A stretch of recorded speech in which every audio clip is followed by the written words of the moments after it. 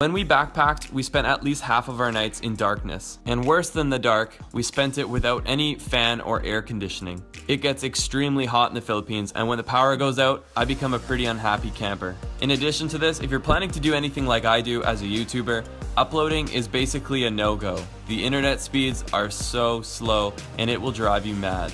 Now, there are some ways you can get around these inconveniences. If you spend a lot more money, you can actually stay at accommodations that will have backup generators, and this will at least help take care of the problem of your air conditioning going out, so you won't sweat to death at night. I want to end this on a positive note because despite all the inconveniences of El Nido, the beauty of this place makes it all worth it, so you have to go check it out. If you end up going, make sure you do the 4-island tour, and make sure you climb Tara Cliff if you're willing to risk your life. It's extremely jagged, but the view you get is unforgettable. The next on my list is Bohol. Bohol is a large and magical island. There's so many things to see and do here. It never hurts to go around with locals. That's how we find some of the cool hidden gems, like this little hole in the ground. No pun intended. With Bohol being a big island, you could easily spend 5 to 10 days here. The most popular of the beaches is Alona Beach. And this is a place where you can stay at a 5-star hotel or at a guest house or hostel. The pricing is definitely on the expensive end, but nothing unreasonable. Also a must in Bohol is to rent a scooter. Some of the most incredible riding I've ever done has been done here on this island. You take the scooter, you drive up further north from Alona Beach, and you'll end up visiting these guys. These are tarsiers, animals only found in Bohol. They basically sit like this all day, but what more could you ask for? I mean, just look at him, he's chilling. Mondays, am I right? Also worth mentioning, I did go up further north to Anda Beach, and although I liked Anda, I didn't love it. I found it a bit of a dirty beach. For me, I would have preferred to have stayed in Alona Beach, rented a scooter, and used it to do day trips like seeing the Tarsiers, the Chocolate Hills, etc. You'll also see a lot of European-inspired churches while exploring the Philippines. This one here was built by the Spanish, and it was actually shook up during an earthquake a few years ago. Just after visiting the Tarsiers, you're gonna see the man-made forest. And true to its name, it's a forest that was actually hand-planted by men. It's a really awesome feeling because as you drive down this narrow road, you feel like you're going through a tree tunnel. It's great for Instagram goals, and it's definitely an awesome feeling as you're riding on your scooter. After the man-made forest, about another 35-45 minutes up north, you'll be going through what some people deem the main attraction of Bohol. These are the Chocolate Hills, and you'll notice they look extremely similar to a Hershey Kiss.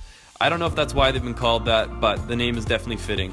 You can drive up to the top of one of the hills and actually get a pretty good vista of the entire mountain range. I definitely recommend it. Number 5 is a place that's on very few people's lists. Dumaguete is an incredible place, and there's a lot to see and do here. It's a place I spent almost 2 weeks scuba diving and exploring its beautiful nature. If you go to Dumaguete, check out Casaroro Falls. I know I'm probably butchering it, but I'll write it down below. Right across from Dumaguete is a short boat ride to Apo Island. Make sure you check out this place. Apo Island translates into English as Turtle Island, and it's well named because everywhere you go is serious dirt, brah. There's sea turtles everywhere, and these chillers are used to having people around, so they don't mind when you swim up next to them. Just make sure not to touch them. This is by no means in Dumaguete, but this is one of the must-do's of the Philippines. This here is Manjoyud Sandbar. I call this place the Maldives of the Philippines. It's about a 2 to 3 hour drive to get here from Dumaguete, but every single minute of the ride is worth it. Once you arrive at a little dock, you take a boat across about 45 minutes, and you arrive in paradise. If you have that extra time, or you want to take your Instagram to a whole nother level, you better check out Manjoyud Sandbar. Those are just a few of the things you can do in Dumaguete. There's some nightlife, there's great restaurants, and a whole lot of nice hotels and resorts. This is a place for anyone on any budget. Number 4, almost on the podium but not quite, Kawasan Falls, also known as Barian Canyoneering.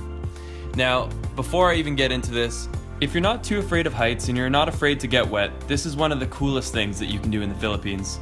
It's a full day trip where you're guided through these very narrow crevasses where the water flows down, creating these awesome little waterfalls. It's such a unique and amazing experience that you really can't find that many places in the world. I brought my expensive slow motion camera in a lousy waterproof housing. I risked it for you guys. You're welcome. Barian Canyoneering is a guided expedition, and you cannot do this alone. By law, you need to have a guide, and I highly recommend it anyways. You would not want to do this alone. It's not too expensive. From my memory, it's about $30 US. You get a guide, and he shows you through the canyons, he pushes you off the cliffs, and you even get a meal out of it, so it's not too bad. At the end of the canyon is the world-renowned Kawasan Fall. This waterfall literally looks like the exit to the Gatorade factory. The water is this weird fluorescent blue that looks like it should be bottled and sold to people at a very high price. The water is quite cold, so it's a very nice refreshing break after a long day of jumping through canyons. Now I must mention that when this was filmed, I was actually one of the last groups to have gone through the Batayan Canyon in quite some time, and I'm not even sure if they've reopened. The municipal government shut it down because they were worried about erosion, so do a little research. Hopefully it's reopened because it is one of the top things to do in the Philippines. Also, random insert, you'll see roosters everywhere in the Philippines. Cockfighting is basically a national sport. I named him Fred. The bronze medal goes to my favorite landscape in the entire world. This beach is seriously heaven, and I don't use that word lightly.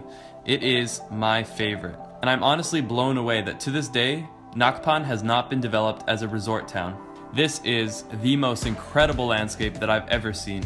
Now, if you remember, we talked about El Nido being in 7th or 6th place. Well, Nakpan is about a 45-minute scooter ride away from El Nido. So again, if you were on the edge of going to El Nido, consider this. You will get Nakpan and El Nido together because they're only a scooter ride away from each other. The problem with Nakpan is this.